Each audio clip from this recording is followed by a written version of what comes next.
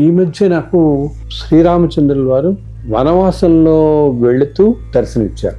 ఆ అరణ్యవాస సమయంలో స్వామిని కొంతమంది మహర్షులు వచ్చి కలుస్తుండేవాడు. అవన్నీ ఆ ప్రదేశాలు ఎవరు కలిశారు, ఏ విధంగా ఉండేవి, అప్పుడు జరిగిన కొన్ని సంఘటనలన్నీ ఆ స్వామి అనుగ్రహంతో నాకు అలా కంటికి కనపడుతుంటే వాటితో ఒక గ్రంథం రాస్తున్నాను. సాక్షాత్తు రామచంద్రుని ఎదుటి వేదపఠనం చేసిన వాళ్ళు కానీ, ఎంతో సంగీతం పాడిన వాళ్ళు కానీ, కీర్తనలు పాడిన వాళ్ళు కానీ అటువంటి మహనీయులు ఉన్నారు. మళ్ళీ ఆ భగవంతుడిని కీర్తిస్తూ వాళ్ళు పాడుతున్నారు. ఇప్పుడు ఉడిపి వెళ్ళి శ్రీకృష్ణుడి దర్శనం చేసుకున్నాను. ఒక మండపం ఉందనమాట. ఆ మండపంలో దాదాపు గంట సేపు కూర్చొని ధ్యానం చేసుకుంటూ కూర్చున్నాను. కశ్యప్ ఎంతో ఏం చేశాడంటే, కృష్ణుడు చిన్న పిల్లవాళ్ళలాగా జస్ట్ ఒక సంవత్సరంన్నర, అలా సంవత్సరంన్నర పిల్లవాళ్ళలాగా ఆ మండపం మీద పరిగెడుతూ వచ్చి నా వీపుని పట్టుకుని పైకి ఎక్కడానికి ప్రయత్నం చేస్తున్నాడు. ఉడిపిలో ప్రత్యేకమైన సందేశం ఏమన్నా ఇచ్చారా గురుగారు? ఆయన చెప్పింది ఒకటే నాకు, కలియుగానికి మహనీయులైనటువంటి వాళ్ళు సంగీతం కీర్తనలు పాడినప్పుడు వచ్చే వేవ్స్ ఉంటే చూసావు, ఆ వేవ్స్ వల్ల ఈ నెగిటివిటీ తగ్గుతుంది, రేడియేషన్ ఎఫెక్ట్స్ ఇవన్నీ. మన మధ్య ఇప్పటికీ ఉన్న మహనీయులు కొంతమంది ధ్యానంతో, తపస్సుతోటి ఆ గెలాక్సీస్ నుంచి ఎనర్జీని ఇక్కడ తీసుకుంటున్నారు. ఈ భూమి మీదకి వాళ్ళు గ్రహించి ఈ చుట్టుపక్కల అన్నిటి స్ప్రెడ్ చేస్తున్నారు. భారతదేశం ఈ మాత్రం కాపాడబడుతోంది అంటే ఆ మహనీయులందరి విశిష్టమైనటువంటి ఎంతో విశేషమైన కృషి. శ్రీ సన్నిధి ప్రేక్షకులు నమస్కారం. మనం గురువుగారితో గత ఎపిసోడ్లో 2026లో ప్రపంచవ్యాప్తంగా జరిగే పరిణామాల గురించి తెలుసుకున్నాం. అయితే మనందరికీ వాటన్నిటికంటే ముఖ్యమైనది ఏంటంటే 2026లో గురువుగారు మనకేం అందించబోతున్నారు, గురువుగారి యొక్క సందేశం ఏంటి, గురువుగారి ద్వారా ఆ పరమాత్మ మనకిచ్చే జ్ఞానం ఏంటి, అది ఏ రూపంలో అందించబోతున్నారు అనేవి మాత్రం వారు మనకి గత ఎపిసోడ్లో చెప్పలేదు. అవన్నీ కూడా మనకి ఈ ఎపిసోడ్లో వారు అందించబోతున్నారు. మరి ఏమాత్రం ఆలస్యం చేయకుండా ఈ సత్సంగం ప్రారంభిద్దాం. అంటే ఈ 2026లో మీ నుంచి కొత్తగా మాకు ఏం అందించబోతున్నారు గురువుగారు? మరి మీకు తెలిసిందే కదా, స్వామి అనుగ్రహంతో ఇప్పటిదాకా నేను చాలా 32 పుస్తకాలు రాశాను. అన్నీ కూడా ఇంతమందికి ఎన్నో నిత్యం చెప్తూనే ఉన్నారు. చాలా అంటే భగవంతుడు కూడా ఏంటంటే ఈ కాలం ఇలా ఉండబోతోందని అతి తేలిక విధానంలో సామాన్యులందరికీ కూడా దగ్గరికి వచ్చినట్టు, దగ్గరికి తీసుకొచ్చి రావడం కోసం వచ్చినవి, చాలా తేలిగ్గా ఉండి చదువుకునేవి అండ్ వెంటనే ఫలితం చూపిస్తున్నవి. ఎప్పుడూ కూడా ఏంటంటే భయం కంటే భక్తి ఇంపార్టెంట్ అనమాట. భగవంతుని మీద భయం పెట్టుకోకూడదు, మనం ప్రేమ పెట్టుకోవాలి. అమ్మో ఆయన ఏమైనా చేసేస్తాడని భయం పెట్టి చదవకుండా నువ్వు భక్తితో ప్రేమతో చదివితే తప్పకుండా అన్ని తెలుస్తాడు. సో మన పుస్తకాలన్నీ కూడా అలా ఎంతో భక్తి భావాన్ని నింపిస్తున్నాయి, ఎంతో ప్రేమని ఇస్తున్నాయి. అలా నేను మొన్న కృష్ణుడిది రాస్తాను ఇక్కడ, శ్రీకృష్ణ దర్శనం రాస్తాను. ఇప్పుడు రెండో భాగం శ్రీకృష్ణ దర్శనమే రెండో భాగం రాస్తున్నాను. ఆయనంతే ఇలా చుట్టూతో పరిగెడుతూ రాయించుకుంటున్నాడు. రెండో భాగం ఇంకా కృష్ణ లీలలు, గోకులంలోను బృందావనంలోను ఆయన చూపించిన లీలలు. దీంతో పాటు ఇంకొక విశేషం ఏమిటంటే, మనకి ఇంత ముందు కాలంలో రామాయణం, మహాభారతం, భాగవతం ఇవన్నీ పఠనం అనేవి నిత్యం జరిగేవి. అందరి ఇళ్లలో, అసలు పాత రోజుల్లో ఇళ్లలో పిల్లల చేత చదివించుకునేవాళ్ళు. ప్రతిరోజు భాగవతంలో పేజీ, రామాయణంలో పేజీ చదువుకునేవాళ్ళు. అండ్ ఒక 40-50 సంవత్సరాల క్రితం అందరూ కూడా రామాయణ భారతాలు చదివిన వాళ్ళే. మీకు చూస్తే ఒక 20 ఏళ్ల క్రితం వాళ్ళని చూస్తే అందరికీ తెలుసు. ఏంటంటే ఈ కాలంలో చాలా తగ్గిపోయింది పుస్తక పఠనం. ఎప్పుడైతే తగ్గిపోతుందో దానివల్ల మనకి ఈ రామాయణ, భారత, భాగవతాలు ఇవన్నీ చదవటం కూడా బాగా తగ్గిపోయింది. అప్పుడప్పుడు మన అదృష్టం కొద్దీ మహనీయుల ప్రవచనాల వల్ల, మహానుభావుల ప్రవచనాల వల్ల ఎంతోమంది ప్రజలకు వెళుతోంది చాలా అన్నమాట. అయినప్పటికీ ఇంకా కూడా ప్రజలకేంటి అతి తేలిక భాషలో తేలిగ్గా రావడానికి ఇప్పుడు మన భాగవతంలో కృష్ణలీలలు ఎంతో హత్తుకుంటాయి మనని, ఎంతో చక్కగా అలాగా. సో ఇందాక నేను యాక్చువల్లీ చెప్దాం అనుకున్న వాటిల్లో అన్నాను, ఈ సంవత్సరం అంతా కూడా ఇలా రామాయణ భారతాల లాంటి పఠనం వల్ల కూడా మంచిది. ఇతిహాసాల పఠనం కూడా చాలా మంచిది. ప్రవచన రూపంలో జరగటం కూడా చాలా మంచిది. మహనీయులు ఇప్పుడు ఎన్నో చోట్ల చేస్తున్నారు. భగవంతుడు మహర్షుల ప్రేరణ చేత ఈ ప్రవచనాలన్నీ జరుగుతున్నాయి. వాళ్ళందరిలో ప్రవేశించి ఆవహించి చేయించుకుంటున్నాడు భగవంతుడు. దానివల్ల కూడా ఎంతో మంచి జరగబోతోంది, జరుగుతుంది కూడా ప్రపంచానికి అనమాట. అలాగా ఇంకొక పుస్తకం ఈ మధ్య నాకు శ్రీరామచంద్రుల వారు వనవాసంలో వెళుతూ దర్శనమిచ్చారు మీకు. సో వీలున్నంత త్వరగా ఆయన రాములు ఆయనే కదా. సో రాముల వారి ఆయన అనుగ్రహంతో రాముల వారు ఆ అరణ్యవాసం వెళుతున్నంత ఇది అప్పుడు జరిగిన కొన్ని విశేష సంఘటనలన్నీ అలాగా ఆయన దర్శింపజేస్తున్నారు. వాటితో అసలు ఆ రామ దర్శనం నాకు ఎలా జరిగింది అని ఈ సంవత్సరం అర్థం తొందరగా వీలైనంత త్వరలో రాయాలి. ఎందుకంటే భగవంతుని అనుగ్రహంతో ఆయన తేలిక భాషలో మనకు అనుగ్రహిస్తాడు కాబట్టి అది చదువుతుంటే ఆ రామయ్య మళ్ళీ మన కంటికి కనపడాలి. ఎందుకంటే ఒకప్పుడు నేను చెప్పానే రాములు వారు లేని ఇల్లు ఉండేది కాదు, అండ్ రాములు వారు పేరు లేని కుటుంబం ఉండేది కాదు. రామారావు, రామచంద్రమూర్తి, రామశాస్త్రి, అన్ని రాములు వారివే ఉండేవి పూర్తిగా మనకి.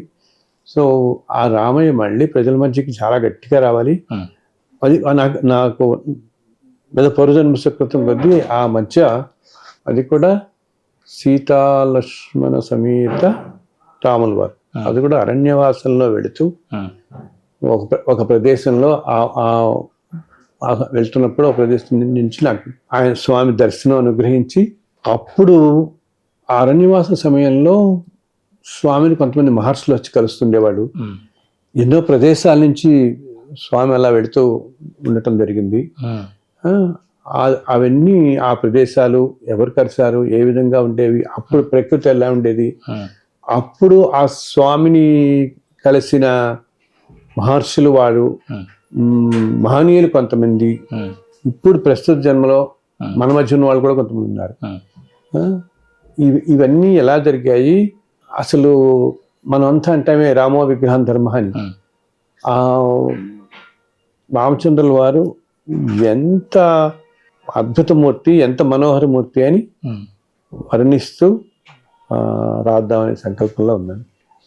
అది ఆ భగవద్ అనుగ్రహంతో వీలైన త్వరగా రాయాలి. అంటే గురుగారు, ఇప్పుడు రాముడు అంటే అరణ్యవాసంలో ప్రయాణం చేస్తున్నారు కదా గురు, అంటే వారు అరణ్యవాసం అసలు ఎందుకు చేయవలసి వచ్చిందనే సందేశం ఇచ్చారా, లేదంటే అరణ్యవాసంలో మీకు? నేను ఏంటంటే ఎక్కువ రాసింది అరణ్యవాసంలో శ్రీరామచంద్రుడు అంటే సాక్షాత్తు మహావిష్ణువే మానవ రూపంలో ఈ భూమి మీదకి వచ్చాడు. ఇప్పుడు రామాయణం చదవమని ఎందుకంటారు, సాక్షాత్తు భగవంతుడే మానవ రూపంలో వచ్చినప్పుడు మనలాగా ఎన్ని కష్టాలు పడ్డాడు, పడినప్పుడు ఎలా ప్రవర్తించాడు, తన గురువుల్ని ఎంత అనుసరించాడు, గురువులు చెప్పినవన్నీ ఎట్లా విన్నాడు, అండ్ ధర్మం ఎలా పాటించాడు. సాక్షాత్తు భగవంతుడు అయినప్పటికీ మానవ రూపంలో వచ్చినప్పుడు ఒక ఆదర్శనీయ మూర్తిగా అందరికీ ఎలా మనకి నిలిచాడు అని రాముల వారి జీవితం మొత్తం మనకు అదే తెలియజేస్తుంది. చిన్నప్పటి నుంచి అనేక సంఘటనలు అన్నింటినీ కూడా.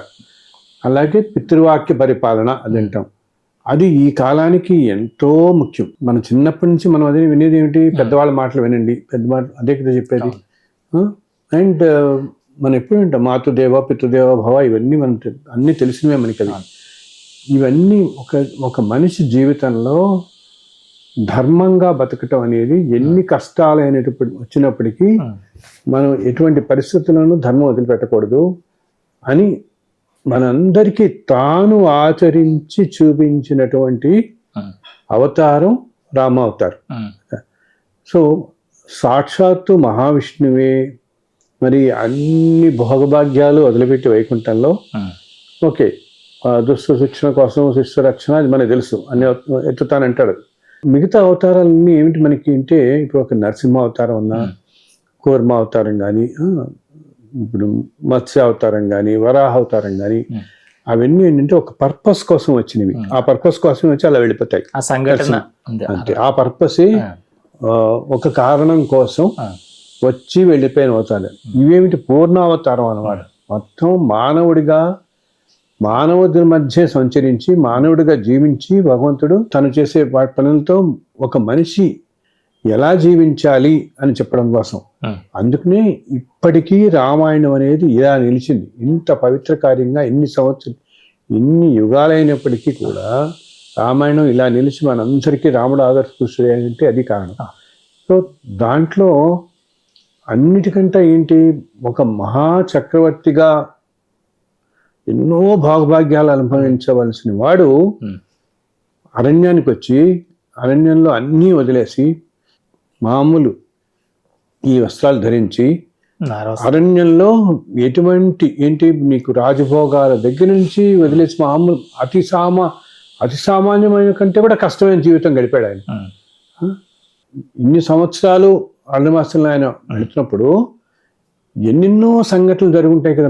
మనకేంటంటే రామాయణంలో ఎన్నో విశేషాలు తెలుసు, మహర్షులు కలవటం కానీ ఎన్నెన్నో విశేషాలు మనం చూసాం. దాంతోపాటు ఇంకా అసలు సాక్షాత్తు భగవంతుడే భూమి మీదకి వచ్చాడంటే, నేను అందరితో అది చెప్తాను, భగవంతుడే వచ్చాడంటే ప్రతిరోజు ప్రతి గంట ఒక విశేషమే ఈ భూమికి ఈ సృష్టికి. అంతేగా అవతార విశేషాలు. ఇప్పుడు మనం నరసింహావతారం, మనం అలా ప్రహ్లాదుడు, ఇవన్నీ కూడా హిరణ్యకశిపు ఇవన్నీ ఎలా చెప్పుకుంటూ వస్తున్నాము విశేషంగా. ఎందుకంటే అది ఆ క్షణంలో ఉద్భవించిన అవతారం, దానికోసం ఆ కార్యం కోసం ఉద్భవించిన అవతారం. ఈ అవతారాలు పూర్ణావతారాల్లో ఎన్నో జరిగాయి మనకి. సో మనకి తెలియనివి ఎన్నెన్నో విశేషాలు ఉన్నాయన్నమాట రామావతారంలోనూ కృష్ణావతారంలోనూ. ఇప్పుడు కృష్ణావతారంలో కృష్ణుడు ఇలా 120 సంవత్సరాల పాటు ఈ భూమి మీద ఉన్నప్పుడు ప్రతిరోజు ఎన్నో జరిగాయి. మనం భాగవతంలో చాలా లీలలు చూసాం, మనం భాగవతం దాంట్లో. బట్ ప్రతి గంట ప్రతిరోజు ఎన్నో లీలలు జరిగాయి. ఇప్పుడు మనం చూడు, మన వాళ్ళు అనుకుంటారే ఏంటి, మామూలు మన వాళ్ళు చాలా మంది అన్ని భోభాగ్యాలు అనిపిస్తూ కొంచెం ఎండ వస్తే చాలా ఎండగా ఉంది, వెళ్ళలేకపోతున్నాను, ఏసీలు కొనుక్కుందాం, ఏసీలో ఉందాం. అసలు ఏసీలో ఉంటూ కూడా ఒక గంట సేపు కరెంట్ పోతే మన వాళ్ళు ఉండలేరు. అవునా? ఇంత ఇటువంటి వాటికి అనుకుంటుంటే సాక్షాత్తు భగవంతుడు అరణ్యంలో వెళుతూ ఎన్ని కష్టాలు ఎదుర్కొని ఎలా ఉన్నాడు, లోకానికి ఎంత ఆదర్శమూర్తి అయి మనకి చూపించాడు అనేది. దాంతోపాటు ఏంటి, ఆ భగవంతుణ్ణి ఆ మార్గంలో ఆ సమయంలో కలిసిన ఎంతో మంది జీవులు.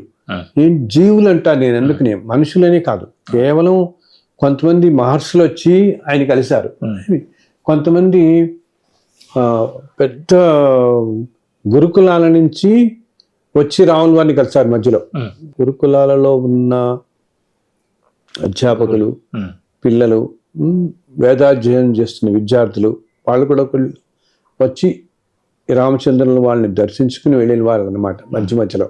అలాగే ఆయన అలా వెళ్తున్నప్పుడు, సంచారం చేస్తూ వెళ్తున్నప్పుడు అరణ్యం నుంచి కొన్ని రోజుల పాటు ఆయన దగ్గరే ఆయనతో పాటే ఉన్న జంతువులు కూడా కొన్ని నెమళ్ళు, కొన్ని లేళ్ళు, కొన్ని రోజుల పాటు స్వామితో పాటే ఉన్నాయన్నమాట.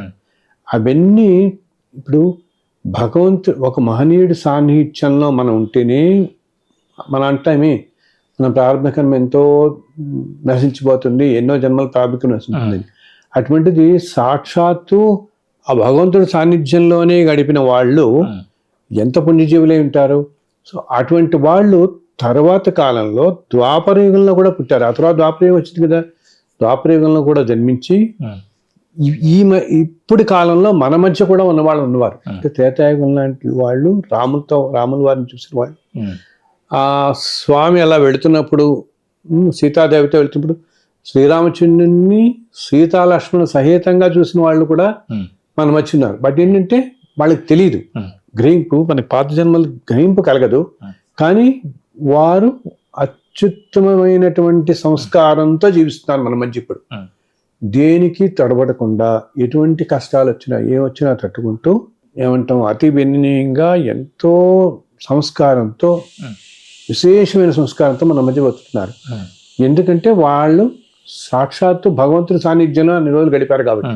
అలాగే వాళ్ళల్లో కొంతమంది ఏంటి, సాక్షాత్తు రామచంద్రుని ఎదుటి వేదపఠనం చేసిన వాళ్ళు కానీ, ఎంతో సంగీతం పాడిన వాళ్ళు కానీ, కీర్తనలు పాడిన వాళ్ళు కానీ, అటువంటి మహనీయులు ఉన్నారు. వాళ్ళు మళ్ళీ మన మధ్య అక్కడక్కడ కాలాల్లోనూ అప్పుడప్పుడు మనుషుల మధ్య ఎందుకు జన్మిస్తున్నారంటే జన్మించి మళ్ళీ ఆ భగవంతుడిని కీర్తిస్తూ వాళ్ళు పాడుతున్నారు ఇప్పుడు. ఆ రామచంద్రుల వారిని ఆ కృష్ణుని కీర్తిస్తూ వాడు. ఇటువంటి విశేషాలన్నీ ఆ భగవంతు అనుగ్రహం వల్ల నాకు దర్శనం కలిగి రామచంద్రుల వారు మొత్తం అలా ఆయనకు వెళుతున్నప్పుడు ఏ మార్గం గుండా వెళ్ళారు అవన్నీ ఏంటంటే నేను ఇన్ని సంవత్సరాలు ఇప్పుడు మనకి రామచంద్రుల వారు అరణ్యం కాండ అంటే అరణ్యం నుంచి వెళ్ళటం అరణ్యవాసం అంతా అయిన తర్వాత మళ్ళీ మనకి మధ్యలో ద్వాపరయుగం వచ్చింది కదా. ఏమిటి 8,64,000 సంవత్సరాలు ద్వాపరయుగం అంతా వెళ్ళిపోయింది. ఇన్ని సంవత్సరాలు వెళ్ళినప్పుడు ఆయన జంచిన ప్రదేశంలో ఈ లక్షల సంవత్సరాల్లో ఎన్నో సంస్కృతులు వచ్చి వెళ్ళాయి, అవునా? కానీ ఆయన వెళ్ళిన మార్గం అంతా రామాయణంలో కూడా చెప్పబడి ఉంటుంది. కరెక్ట్గా ఏ మార్గం నుంచి వెళ్ళారు ఆయన అంతా కూడా, మార్గం అంతా. ఆ మార్గంలో తర్వాత కాలంలో అంటే తర్వాత సంస్కృతుల్లో కూడా గొప్ప గొప్ప ఆలయాలు వచ్చినవి కొన్ని. కొంతమంది గొప్ప మంది మహనీయులు నివసించిన ప్రదేశాలు ఉన్నాయి. ఏంటి, సీతారామచంద్రుల వారు లక్ష్మణ సమేతంగా పయనిస్తున్న అరణ్య ప్రాంతాలలో అవి ఈరోజు అరణ్యాలు లేవు. తర్వాత సంస్కృతుల్లో అరణ్యాలు కాస్త మారిపోయి జనావాసాలు అయిపోయి కొంతమంది మహర్షులు తపస్సు చేసుకునేవి, కొన్ని చోట్ల పెద్ద పెద్ద వేద పాఠశాలలు వచ్చినవి, ఆలయాలు వచ్చినవి. ఎందుకు ఆ స్థలానికి అంత పవిత్రత, సాక్షాత్తు రామచంద్రుని నచ్చిన ప్రదేశం కదా, భగవంతుని నచ్చిన ప్రదేశం కాబట్టి. ఇప్పుడు ఈరోజు మనం ఒక బృందావనం కానీ అవన్నీ ఎంత మధుర అవన్నీ ఎలా చెప్పుకుంటాం మనం, భగవంతుడు కృష్ణుడు అలా నడిచిన ప్రదేశాలు కదా మనకి అవి అలా. సో ఆ ప్రదేశాలలో అప్పుడు జరిగిన కొన్ని సంఘటనలన్నీ ఆ స్వామి అనుగ్రహంతో నాకు అలా కంటికి కనపడుతుంటే వాటితో ఒక గ్రంథం రాస్తున్నాను ఈ సంవత్సరం. పూర్తి ఆయన అనుగ్రహంతో వీళ్ళని త్వరగా అతి తేలిక భాషలో మనం కూడా ఆ చదువుతుంటే ఏంటంటే మనం కూడా ఆ స్వామితో పాటు అలా వెళుతున్నట్టే ఉండాలి.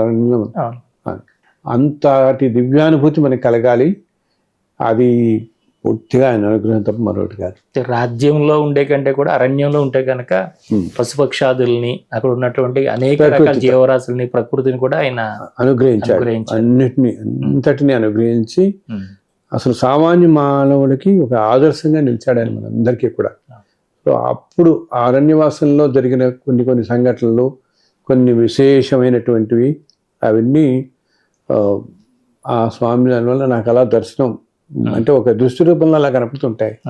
అవి రాద్దాం అనుకుంటున్నాను. అది ఇప్పుడు ఇంతకుముందు అంటే కృష్ణుడిది రాశాను కదా, మీరు శ్రీకృష్ణ దర్శనం మొదటి భాగం ఇచ్చారు. అదేమో ఎంత అద్భుతంగా ఏంటంటే అది చదివిన ప్రతి ఒక్కరికి కూడా స్వామివారి కృష్ణుడు దర్శనం జరుగుతుంది. ఆ బాలకృష్ణుడు మా ఇంట్లోనే తిరుగుతున్నట్టుంది, మాతోనే ఉన్నట్టుందని. అంటే మీరు దర్శనం పొందడం కాకుండా చదివిన వాళ్ళకి కూడా దర్శనం జరుగుతుందని. అవునమ్మా, అవును. చాలా మంది అయితే చెప్తున్నారు. అవును. అంటే ఆ గ్రంథం రిలీజ్ అయ్యి అందరి దగ్గరికి వెళ్ళిన తర్వాత మీ దగ్గరికి మళ్ళా కృష్ణుడు చేసినటువంటి చమత్కారాలు ఏంటి, ఆయన చేసిన లీలలు ఏంటి, మీరు అక్కడి నుంచి మళ్ళీ కృష్ణ దర్శనం కోసం ఎక్కడికైనా వెళ్ళారా? యాక్చువల్గా నేను కృష్ణుడి పుస్తకం రాస్తున్నప్పుడే ఆయన చిన్న పిల్లవాళ్ళలాగా చుట్టూతో తిరుగుతూ చెప్తుండేవాడు, తీసుకెళ్ళిపోతుండేవాడు నన్ను. గోకులంలోకి బృందావనంలోకి వెళ్ళి పక్కన కూర్చొని అన్నీ అలా కనిపిస్తూ చెప్తుంటే రాశాను మొదటి కృష్ణ దర్శనం మొదటి భాగం. ఇప్పుడు రెండో భాగంలో కూడా ఇంకా లీలలు అన్నమాట. ఆయన ఇంకా ఇంకా ఇంకా ఇంకా చెప్తున్నవన్నీ కూడా చూపిస్తున్నవి. అప్పుడు జరిగిన ఎన్నో శ్రీ భగవంతుడి లీలలు ఎంతో ఆనందంగా ఉంటాయి. అండ్ మనకి తెలుసు కదా ఏంటి, గోకులంలో గోపికలందరూ కూడా మహర్షులే. ఆ స్వామి సాన్నిహిత్యం కోసం త్రేతాయుగంలో వాళ్ళని ఆ విధంగా అనుగ్రహిస్తాడు. మీరందరూ గోపికలాగే మహర్షులందరినీ కూడా. సో ఆ మహర్షులతో పాటే ఎంతో మంది మహనీయులు కూడా గోపికలుగా వచ్చి కృష్ణుడికి అతి సామీప్యంగా ఉంటూ ఆ ప్రేమతత్వాన్ని ఎంతో అనుభవించారనమాట ఆ స్వామితో. అలా అనుభవించినప్పుడు వీళ్ళందరికీ ఆనందం కలిగజేసినప్పుడు ఆయన ఏంటంటే గోకులంలోనూ అక్కడ బృందావనంలో ఉన్నంతకాలం అసలు ప్రేమతత్వం అనేది లోకానికి ఏమిటి అని మనందరికీ అర్థమయ్యేలాగా ప్రతి వారికి ఆ ప్రేమని విశేషంగా పంచుతాడు ఆయన. అటువంటి సంఘటనలు ఎన్నో నాకు ఆయన దర్శింపజేస్తున్నాడు. అవన్నీ ఇప్పుడు ఆ రెండో భాగంలో కూడా కొన్ని రాస్తున్నా నేను. ఇంకొక విశేషం ఏంటంటే ఈ మధ్యకాలంలో నేను ఒక 20 రోజుల క్రితమే నేను ఉడిపి వెళ్ళాను. ఉడిపి వెళ్ళి శ్రీకృష్ణుడు దర్శనం చేసుకున్నాను. మనకి తెలుసు కదా, ఉడిపిలో కృష్ణుడు ఇట మనం కిటికీలోంచి చూస్తాం, ఇటు తిరిగి ఉంటాడు కనకదాస్ కోసం అని చెప్పేసి. కృష్ణుని దర్శనం చేసుకుని మళ్ళీ వచ్చేస్తుంటే నేను కాసేపు కూర్చుందాం అనిపించింది. అప్పుడు ఎవరో అక్కడ ఒక ఆయన్ని అడిగాను అనమాట, కూర్చుంటాను బాబు కాసేపు కూర్చోవచ్చు అంటే, అయ్యో తప్పకుండా కూర్చోండి అని అన్నారు. అనేటప్పటికీ సో ఆ కృష్ణుడు ఇటువైపు తిరిగి ఉన్న కిటికీ ఉంటుంది. ఆ కిటికీ నుంచి దర్శనం చేసుకుంటూ వెళ్ళిపోతున్నాం కదా, దాని ఎదురుకుండా ఒక మంటపం ఉంటుంది. అంటే అక్కడ ఎవరో ఆ ఉడిపి మఠంకి తెలిసిన ఒకళ్ళెవరో మన పుస్తకాన్ని కృష్ణమతం మిగతా పుస్తకాలన్నింటినీ కూడా కన్నడలో ట్రాన్స్లేట్ చేశారు, శ్యామల గారు అని చెప్పేసి ఒక ఆవిడ చేశారు. సో నేను ముందు రోజు ఆవిడతో అన్నా, ఇలా ఉడిపి వెళ్తున్నానమ్మా అంటే, అవునా అండి అక్కడ నాకు పీఠాధిపతి వాళ్ళు కొంతమంది నాకు తెలుసు, నేను చెప్తాను వాళ్ళని ఒకసారి అన్నారు. సో ఆ ఉడిపి పీఠం వాళ్ళు అక్కడ పూజ చేసే ఒక అర్చకుడు వచ్చారు మా దగ్గరికి. సో ఆ అర్చకుడితో చక్కగా ఆలయంలోకి వెళ్ళాం, దర్శనం బాగా జరిగింది. ఆ తర్వాత ఆయనతో అన్నాను, దర్శనం వచ్చేస్తుంటే ఆయనతో అన్నాను, స్వామి నాకు ఒక అర్ధగంటనే కూర్చోవాలండి కాస్త అని చెప్పేసి. అయ్యో తప్పకుండా అని చెప్పి మళ్ళీ లోపలికి తీసుకెళ్ళాడు మమ్మల్ని. లోపలికి వెళ్ళి ఇప్పుడున్న ఉత్తర పీఠాధిపతి దగ్గరికి వెళ్ళాం. ఆయన కలిసి ఆయన నమస్కారం పెట్టి మన కృష్ణ దర్శనం ఇచ్చాం వారికి. చాలా సంతోషించారు. ఆ తర్వాత నేను ఎదురుకుండా ఒక మండపం ఉందనమాట. ఆ మండపంలో ఒక దాదాపు గంట సేపు కూర్చొని ధ్యానం చేసుకుంటూ కూర్చున్నాను. ఎవరు అసలు ఎక్కడ నన్ను డిస్టర్బ్ చేయలేదు, వెళ్ళపమనం లేదు. ఆ మండపం ఏంటంటే మండపం నుంచి ఎదురుకుండానే ఇక కృష్ణుడు ఇడ్డే చూస్తుంటాడు. ఆ కిటికీ ఉంటుంది, కిటికీ యువతలే ఈ మండపం ఉంటుంది, మండపంలో కూర్చున్నాను. సో కూర్చున్నప్పుడు కసిపోయినతో ఏం చేశాడంటే కృష్ణుడు చిన్న పిల్లవాళ్ళలాగా, అంటే ఒక జస్ట్ ఒక సంవత్సరంన్నర, 1.5 years ఉంటుంది అనుకుందాం, అలా సంవత్సరంన్నర పిల్లవాళ్ళలాగా ఆ మండపం మీద పరిగెడుతూ వచ్చి నా వీపుని పట్టుకుని పైకి ఎక్కడానికి చేస్తున్నాడు. అంటే ఇప్పుడు ఈ మోడర్న్ టైమ్స్ వచ్చి ఎన్నో రకాల ఆటలు అయిపోయాయి. ఇంతకుముందు చిన్న పిల్లలు ఇలా భుజం మీద ఎక్కి ఏదో ఉప్పు బస్తా అని చెప్పి తిప్పమనేవాళ్ళు ఇళ్లలో, గుర్తుందా? అట్లాగా ఆ కృష్ణుడు వచ్చి నన్ను ఇలా భుజం మీద వేసుకుని నన్ను తిప్పమంటున్నాడు. అది కూడా ఏంటి, చిన్నపిల్లవాడేమో మనకి పూర్తి ఒక కాల పైకి ఎక్కుతుంది, ఒక కాల అందట్లేదు. నేను ఎంత దివ్యమైన అనుభూతో అసలు అది మనం మాటల్లో వర్ణించలేము అనమాట. ఆ రోజు నేను అర్ధగంట సేపు ఆయన అలా ఆడుతూనే ఉన్నాడు. అండ్ ఎంత సుకుమారమైన శరీరము, ఎంతో ఆకర్షణీయమైన కళ్ళు, కోలమహం, నాకు ఇప్పటికీ అలా కనిపిస్తూ ఉంటుంది. అది ఒక దివ్యమైన అనుభూతి అనమాట. సో ఆయన వచ్చి కాసేపు అటు ఇటు తిప్పి మళ్ళీ అక్కడ కూర్చోబెట్టాను. మళ్ళీ ఇంత మళ్ళీ కాసేపు వెళదాం అన్నాడు. అప్పుడు చెప్తాడు ఆయన, నీకు ఇలాగా మళ్ళీ రెండో భాగం తొందరగా మొదలుపెట్టిన ఆయన, నేను అన్నీ చెప్తాను నీకు, బోల్డ్ ఇలా విశేషాలన్నీ, మనకి బృందావన విశేషాలు, ఎవరెవరిని ఏ విధంగా అనుగ్రహించాడు అవన్నీ కూడా. సో ఆ అనుభూతి ఒకటి చాలా దివ్యంగా ఉండిపోయింది నాకు. భగవంతుడి స్పర్శ అంటే మనకి ఇంకా ఆ తర్వాత ఇంకేం కావాలనిపిస్తుంది ప్రపంచంలో, మనకి ఇంకా అంటాను. ఎంతో చురుకు చిలిపి కళ్ళు, కోలముఖం, అండ్ కొంచెం గిరిజాలుగా ఉంటుంది జుట్టు కూడా. జస్ట్ 1.5 నుంచి 2 సంవత్సరాలు ఉంటుండేమో కృష్ణుడికి అప్పుడు. అంత చిన్న కృష్ణుడు. ఉడిపి చాలా పవిత్రమైన క్షేత్రం. ఆయన ఇప్పటికీ కూడా కృష్ణుడు అక్కడ నిత్యం అక్కడ వస్తుంటాడు, ప్రతిరోజు కృష్ణుడు వస్తాడు అక్కడ. అంత పవిత్రమైన ప్రదేశం అనమాట. సో అది నాకు చాలా దివ్యమైన అనుభూతిని ఇచ్చింది మనం వెళ్ళినప్పుడు. నీకు కార్టూనిస్ట్ అనుభవం ఉంది కాబట్టి అదేమన్నా డ్రా చేసి చూడాలి తప్పకుండా అనుకుంటున్నాను. వీలుంటే ఈ రెండో భాగంలో నాకు కనపడిన కృష్ణుడిని తప్పకుండా వేసి పెడదాం. ఉడిపిలో ప్రత్యేకమైన సందేశం ఏమన్నా ఇచ్చారా గురుగారు? అదే ధర్మంగా ఉండమని ఆయన చెప్పింది కూడా అంతే. అన్నిటికంట కృష్ణుడు ఎప్పుడు చెప్పేది ధర్మాన్ని రక్షించండి, అదే కాపాడుతుంది అందరినీ కూడా. అందరికీ ఆయన చెప్పింది కూడా అంతే. ఇప్పుడు ఈ పుస్తకం తీసుకొస్తున్నది దీంట్లో మనుషులందరికీ ఏంటంటే ఇప్పుడు కాలంలో అనేకమైన దుస్సంఘటనలు వీటన్నిటి వల్ల మనశ్శాంతి లేకుండా పోతుంది. కాబట్టి కాస్త ఆ లీలలు, ఆ స్వామి లీలలు కనుక తెలుసుకుంటే మనందరికీ కాస్త ప్రశాంతత వస్తుంది, మనస్సుకి ఎంతో ఆహ్లాదంగా ఉంటాయి భగవంతుడి లీలలని చదువుతున్నప్పుడు. ఆయన చెప్పింది ఒకటే నాకు, నైనా నువ్వు అందరికీ చెప్పు, కలియుగానికి నామస్మరణకి మించింది లేదు, ధర్మానికి మించింది లేదు. ఎవరికి వీలున్న రీతిలో వాళ్ళు, అంటే ఎవరిని అకారణంగా నిందించటం కానీ, ఎటువంటి దుశ్చర్యలకు పాల్పడడం కానీ లేకుండా భగవంతుడు గురువుల ఎడల, పెద్దవారి ఎడల, స్త్రీల ఎడల, చిన్నపిల్లల ఎడల ఎంతో చక్కగా సక్రమంగా ప్రవర్తించి వాళ్ళందరినీ అభిమానంగా ఎంతో ఆప్యాయంగా చూడాలన్నమాట. వాళ్ళందరినీ ఎంతో దగ్గర తీసుకోవాలి చేస్తే అది మనం ఎప్పుడు కాపాడుతూ ఉంటుంది. ఇప్పుడు చెప్తున్నాను కదా, సమయం బాగాలేదు ఇంత అని చెప్పేసి. ఇప్పుడున్న కాలం ఏంటంటేనైనా మనస్సు మీద విపరీతమైన ప్రభావం పనిచేస్తాం. ప్రతి మనిషిని ఒక చంచలమైన దాంట్లో పట్టుకెళ్ళిపోతుంది. పొద్దున్న ఉన్నట్టు మధ్యాహ్నం ఉండట్లేదు, మధ్యాహ్నం ఉన్నట్టు సాయంత్రం ఉండట్లేదు. మనిషి ఆలోచన చెప్తున్నా, ఒకే మనిషి మన ఆలోచనలు ఒక సంఘటన కానీ ఒకదాని కానీ ఉదయం ఉన్నట్టు మధ్యాహ్నం ఉన్నట్టు సాయంత్రం ఉన్నట్టు అనట్లేదు. అంత చంచలంగా స్వభావం అవుతుంది. అలాగే ఎంతో విపరీతమైన ఉద్రేకాలకు లోనవుతున్నారు అందరూ. ప్రశాంతత ఉండట్లేదు ఎవరికి.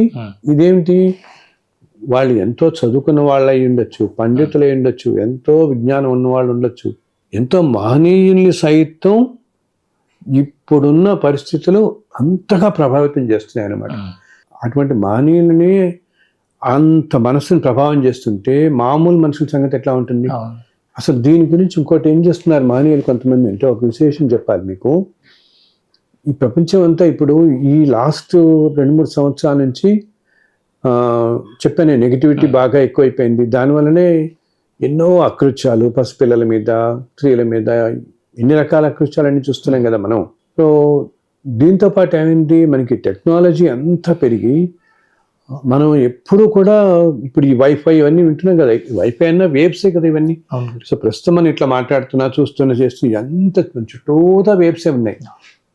ఈ వేవ్స్ వీటన్నిటి వల్ల విపరీతమైన రేడియేషన్ కూడా పెరిగింది. మనకి తెలియకుండానే మనం అంతా కూడా ఈ రేడియేషన్లోనే బతుకుతున్నాం.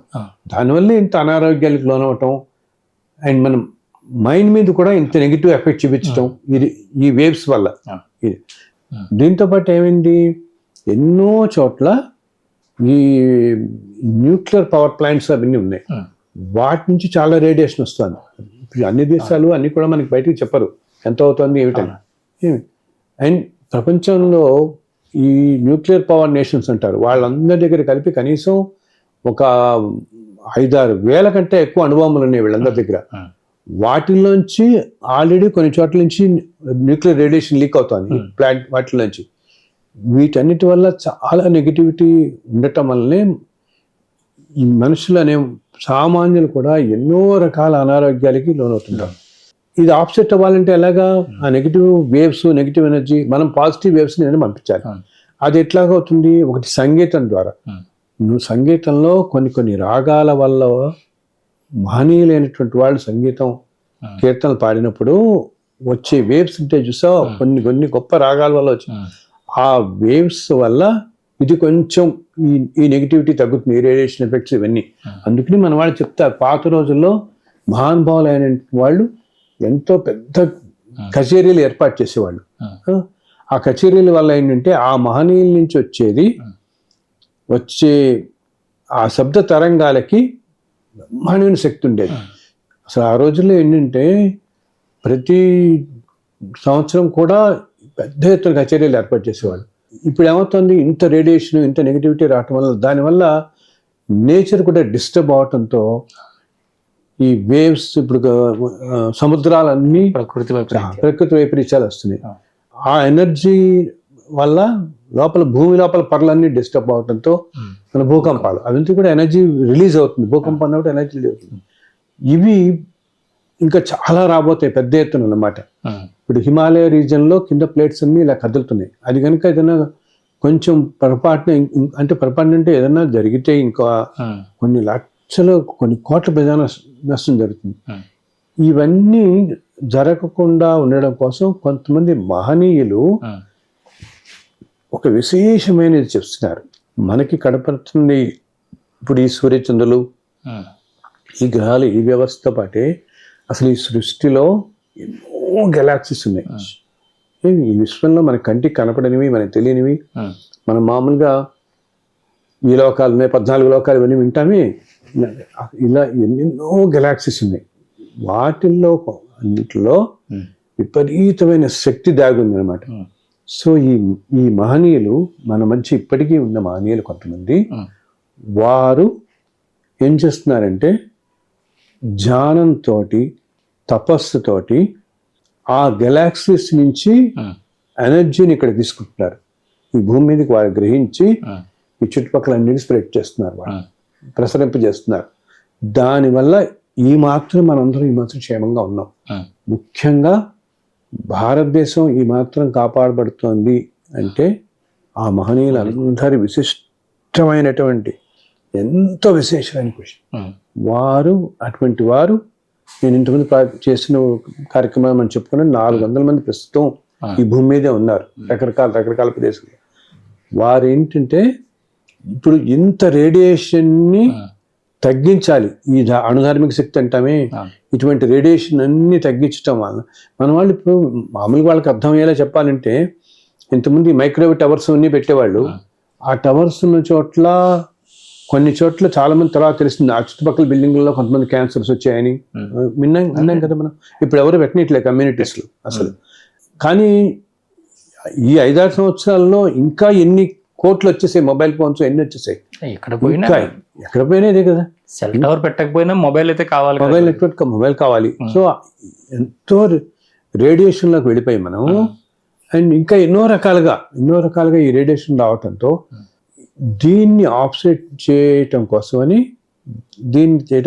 ఈ మహర్షులు, ఈ మహనీయులు ఆ గెలాక్సీస్ నుంచి, అంటే అసలు కంటికి కనపడి మనకి కంటికి కూడా మనం చూడలేం అంత దూరంలో ఉన్నటువంటి ఆ గ్రహమండలాల నుంచి ఆ శక్తిని వాళ్ళు తీసుకుని, ఆ శక్తిని గ్రహించి ఆ తరంగాలని వాళ్ళు ఇక్కడ ప్రసరింపజేస్తున్నారు. కొన్ని 100 కిలోమీటర్ల అక్కడితో ప్రజలందరూ క్షేమంతంగా ఈ మాత్రం ఉంటున్నారు అనమాట. అది అటువంటి చేస్తున్న మహనీయులు ఇప్పటికి మనం వచ్చిన్నారు. మనకి వాళ్ళు కనపడపోవచ్చు, వాళ్ళని మనం దర్శించుకోలేకపోవచ్చు, బట్ రోజు ఉదయం ఒక్కసారి వాళ్ళందరికీ నమస్కారం పెట్టుకోవాలి. ఈ విశ్వాన్ని ఇలా, మన భూమిని, మనందరినీ ప్రజల్ని ఇలా కాపాడుతున్నందుకు ఒక్కసారి వారికి నమస్కారం పెట్టుకోవాలి. మన మధ్యనే ఉంటారు వారు నిగూఢమై ఉంటారు అన్నమాట. ప్రతి మనిషికి ఉండాల్సిన సహజ లక్షణమే ప్రేమతత్వం ఉండాలి మనుషుల్లో. దయా కరుణ అనేవి చాలా మనకి ఎంతో మహనీయులు. ఇప్పుడు జిల్లెని కూడా అమ్మ ఉండేది, ఆవిడ ఎప్పుడు ఇదే చెప్పేది. ఈ మహనీయులంతా, ఒక రమణ మహర్షి కానీ ఈ మహనీయులంతా చెప్పిందంటే దయా కరుణ ఇవి చూపించారు. చంద్రశేఖర సరస్వతి, కంచి మహాస్వామి వారు, మహానుభావులు మహాతార్ బాబాజీ కానీ, మహాత్రయలింగ స్వామి, వాళ్ళందరూ మనకి ఆ కరుణ దయ అవే చూపించారు. ఇవి చూపించాను ఎన్నో రకాలుగా. అది ఎవరికి మనకి వీలున్నంత రీతిలో మనం ప్రవర్తిస్తూ ఉంటే అది మన్నే రక్షిస్తుంది, మనకే మంచిది. ఎప్పుడు కూడా ఆ మహనీయులు చెప్పిన మార్గాలు అనేవి ఎంతో అనుసరించదగినవి. అదేంటంటే ఏదో వాళ్ళు మనల్ని ఉద్ధరించడం కోసమే ఈ భూమి మీదకి వచ్చి మంచి చెప్పి మనందరినీ మంచి మార్గంలో, ప్రజలందరూ మంచి మార్గంలో ఉండటమే కదా వాళ్ళకి కావాల్సింది. సమాజం బాగుండాలి, దానికోసం చెప్తున్నారు. సో మనం మన యొక్క ఇంతకుముందు ప్రారంభ కర్మల వలన ఇప్పుడు ఏదో వృత్తిలో ఉండొచ్చు, ఏదో ఉద్యోగం చేసుకుంటూ, ఒకళ్ళ డబ్బుని వాళ్ళు, ఒకళ్ళు డబ్బు లేని వాళ్ళు, ఒకళ్ళ ఆడ మగ, ఈ దేశం ఆ దేశం, ఎక్కడ ఏ విధంగా మన జీవితం సాగుతున్నప్పటికీ, బికాజ్ ఈ జన్మలో మనం పడాల్సిన కర్మలు ఏవో పడడం కోసం మనం ఈ జన్మ తీసుకుంటాం కదా. ఈ విధంగా సాగుతున్నప్పటికీ కూడా ఈ ధర్మం పట్టుకోవడం మాత్రం విషయం మర్చిపోకుండా ఉంటే ఈ జన్మలో కూడా మనం కష్టాలు పడకుండా ఉంటాం. ఇప్పుడు ఇలా పరిస్థితులు సరిగా లేనప్పుడు కష్టపడకుండా ఉంటాము. భగవంతుడు మనకి ఏం చేస్తాడు, ఆయన అనుగ్రహం ఇస్తాడు. అండ్ మనకి ఒక మంచి గురువుని ప్రసాదిస్తాడు. ఆయన తప్పకుండా గురువు దగ్గరికి మనం తీసుకెళ్తాడు అనమాట. ఎప్పుడు కూడా. అవును గురు. అంటే మీరు ఉడిపి ఇంతకు ముందు వెళ్ళారా గురు? ఇదే ఫస్ట్ టైం? ఇదే ఫస్ట్ టైం నేను ఉంటాను. అంటే శ్రీకృష్ణ దర్శనం మీరు రాయడము, లేదంటే ఉడిపి వెళ్ళడము, ఈ రెండింటికి మధ్యలో ఏమైనా కనెక్షన్ ఉందంటారా ఆయన పిలిపించుకోవడం అనేది? అంటే ఆయన పిలిపించుకున్నాడు. శ్రీకృష్ణ దర్శనం మొదటిది ఎప్పుడైతే రాశాను, నేను అంతకుముందు కొన్ని కృష్ణాలయాలకు నేను వెళ్ళాను అనుకోకుండా. అండ్ కృష్ణుడు ఎన్నో రూపాల్లో మా ఇంటికి వస్తూనే ఉన్నాడు, చూస్తున్నా నేను ఈ సంవత్సరం నుంచి కూడా. సో మొన్న ఉడిపి కూడా దర్శనం వెళ్ళి ఆయనే చక్కగా వచ్చి చుట్టూ తిరుగుతూ ఆడుకున్నాడు. అంటే ముందుగా ఆయన గురించి చెప్పించి తర్వాత మిమ్మల్ని తీసుకెళ్లారు. అంటే శ్రీకృష్ణ దర్శనం చేసేటప్పుడు మీరు ఇంతకుముందు చెప్పారు గురు, ద్వాపర యుగంలో కృష్ణుడితో పాటు ఉన్న వాళ్ళు ఇప్పుడు కూడా జన్మించి ఉన్నారు. అవును. అంటే మీరు ఈ కృష్ణ దర్శనం రాసిన తర్వాత అలాంటి వాళ్ళు ఎవరైనా మీకు వచ్చి కలవడం కానీ జరిగిందా? ఇంతకుముందు నుంచి కూడా ద్వాపర యుగంలో కృష్ణుడితో ఉన్న వాళ్ళు కొంతమంది కలుస్తూనే ఉన్నారు. కృష్ణుడితో ఉన్న వాళ్ళు కలుస్తున్నారు. కృష్ణుడు ఉన్న టైంలో ఆయనకి సాన్నిహిత్యంగా ఉన్న గోపికలుగా ఉన్న వాళ్ళు ఇప్పుడు కొంతమంది స్త్రీల్లో ఉన్నారు, కొంతమంది పురుషుల్లో ఉన్నారు. వాళ్ళు వచ్చి ఇక్కడ కలుస్తున్నారు. నన్ను చక్కగా కలిసి వాళ్ళకి ఏమంటాం అపారమైన కృష్ణ భక్తితో ఉన్న వాళ్ళని నేను చూస్తున్నాను. వాళ్ళలో కొంతమంది ఏ దేవత మీద ఏ భక్తి కలిగినా వాళ్ళకి ద్వాపర యుగంలో కృష్ణుడితో చాలా సాన్నిహిత్యం ఉన్నవాళ్ళు ఇప్పుడు మళ్ళీ మన మధ్య జన్మించిన వాళ్ళని నేను చూస్తున్నాను. నన్ను కలిసారు కూడా చాలా మంది. ద్వాపర యుగంలో అప్పుడు కలిసిన వాళ్ళని నేను చూస్తాను, ఇప్పుడు మళ్ళీ కలుస్తున్నారు వాళ్ళు వచ్చి. చాలా చేస్తున్నారు. అంటే ఇప్పుడు తెలుగు రాష్ట్రాల్లో మీరు తెలుగులో పుస్తకాలు రాస్తున్న తెలుగు రాష్ట్రాల్లో అందరికీ తెలుస్తుంది, తెలియలేదు. కానీ విదేశాలలో అంటే ఆఫ్రికన్ కంట్రీస్ నుంచో లేకపోతే అమెరికా నుంచి ఆస్ట్రేలియా ఇలా ఎక్కడెక్కడో లోపల దేశాలలో కూడా అంటే అక్కడ దాకా వెళ్ళడం అంటే ఎట్లా అంటే ఇది ఏ విధంగా సాధ్యం? వాళ్ళ రియాక్షన్స్ ఏ విధంగా ఉంటాయి? అది ఏంటంటేనమ్మా, ఇప్పుడు నేనంటేనే మనం సంకల్పంగా గట్టిగా ఉన్నప్పుడు అన్ని ఏర్పాట్లు ఆయనే చూస్తాడు. ఏ దేశంలో ఎక్కడున్నా ఇప్పుడు దేశాలు అనేవి ఇప్పుడు పేర్లు కానీ నేను ఇప్పుడు చెప్తానే ఇదంతా కూడా ఒకటే కదా. అండ్ ఆ దేశాల్లో పుట్టిన వాళ్ళైనా ఇంతకుముందు జన్మల్లో వాళ్ళందరూ కూడా రకరకాల జన్మల్లో జన్మించుంటారు. వాళ్ళలో కొంతమంది మంచి వాళ్ళే ఉంటారు, ఎంతో మంచి పనులు చేస్తుంటారు. అందరి జీవితాలు కూడా సక్రమంగా జరగాలనే కదా. సో వాళ్ళందరికీ కూడా భగవంతుడి లీలలు వెళ్ళాలి, భగవంతుడి సంబంధించిన వెళ్ళాలి. వాళ్ళ జీవితాలు సక్రమంగా జరగాలంటే ఏదైనా తేలిక ఇది రావాలి ఈ సమయానికి. ప్రతిదీ కూడా ఇప్పుడు ఒక పోతన భాగవతం వచ్చింది అనుకుందాం, అలాగే మనకి శంకరాచార్యుల వల్ల మనకి సౌందర్య లహరి ఇవన్నీ వచ్చాయి, కనకధారా స్తోత్రం వచ్చాయి. ఒక్కొక్క కాలానికి అలాగే మనకి శ్రీమద్ నారాయణీయం ఉంటుంది, నారాయణ భట్టతీర్ నారాయణీయం కృష్ణుడి భాగవతం మొత్తం కూడా అది ఒక కాలంలో వచ్చింది అండ్ ఇప్పటికీ నిలిచిపోయింది అది. అలాగే ఇప్పుడు మనం రాసిన ఈ పుస్తకాలన్నీ ఒక వెంకటేశ్వర వ్రతం కానీ కృష్ణ వ్రతం కానీ ఇవన్నీ కూడా ఈ కాలంలో రావడానికి నిర్దేశింపబడినవి అన్నమాట. చెప్పాను కదా, దానికి అసలు నాతో సంబంధం లేదు వాటికి. ఈ కాలంలో రావాల్సింది భగవంతుని లీలలను ఒక ప్రవచనం చేయాలన్నా, ప్రచారం చేయాలన్నా, నలుగురికి దగ్గరికి తీసుకెళ్లాలన్నా అసలు ముందు నీకు ఆ భగవంతుడి యొక్క అంత అనుభూతి మనకి కలగాలన్నా, భగవంతు అనుభూతి కలగాలి కదా. ఆయన ఉన్నాడు, అసలు ఆయన ఉన్నాడు అని ఆ అనుభూతి తెచ్చుకోవటమే ఎంతో ఆనందం మనకి. అటువంటి సాన్నిహిత్యం అంత అనుభూతి కలగడానికి ఆయన ఏం చేస్తాడు, ఇవి అందరికీ వెళ్ళేలాగా ఎంతో మందిని నా దగ్గర పంపిస్తున్నాడు. వాళ్ళందరూ సో ఈ వచ్చే వాళ్ళందరూ కూడా ఎవరు వీళ్ళు, ఆయనతో ఇంత ముందు యుగాలలో ఏదో విధంగా సాన్నిహిత్యం ఉన్న వాళ్ళని నేను చూస్తున్నాను.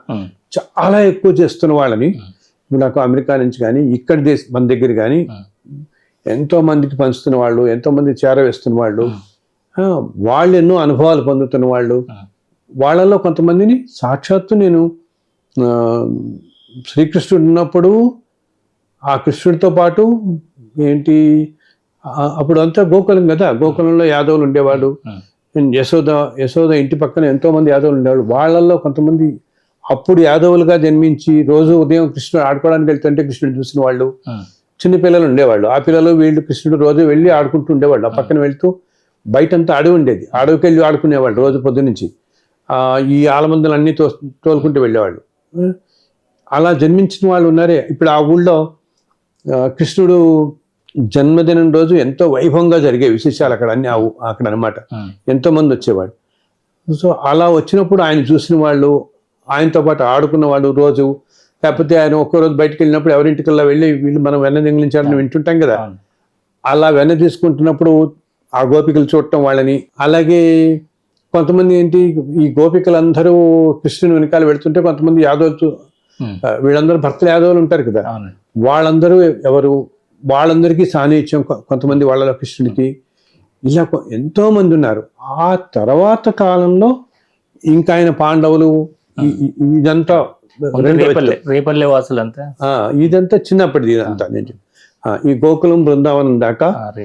అలాగే రాధాదేవి అంటే ప్రేమతత్వం, ఆయనలో ఉండే ప్రేమతత్వమే రాధాదేవిగా ఉద్భవిస్తుంది అనమాట. మనకేంటంటే ఆయనలో ఉండే ప్రేమతత్వం అంతా రూపమై కనిపించేదే రాధాతత్వం. రాధ అంటే అదే తత్వం అనమాట. ఇద్దరు రాధాకృష్ణులు అందరూ ఇద్దరు ఒకళ్ళే అసలు. అప్పటి కాలంలో కృష్ణుడు రాధతో వాళ్ళ జరిగిన సంభాషణలు కానీ, యమున ఒడ్డున వాళ్ళు కూర్చున్నప్పుడు కానీ, అండ్ రాధాకృష్ణుని చూసిన గోపికలు కానీ, అటువంటి వాళ్ళే వారి వారి పుణ్యాల చేత ఆ రోజుల్లో భగవంతుని దర్శింపగలిగారు. కాస్త సాన్నిధ్యంగా ఉన్నవాళ్ళు, వాళ్ళలో కొంతమంది మళ్ళీ మన మధ్య జన్మించి మంచి పనులు చేస్తూ ఇది ఎంతో ప్రసరింపజేస్తున్నారు.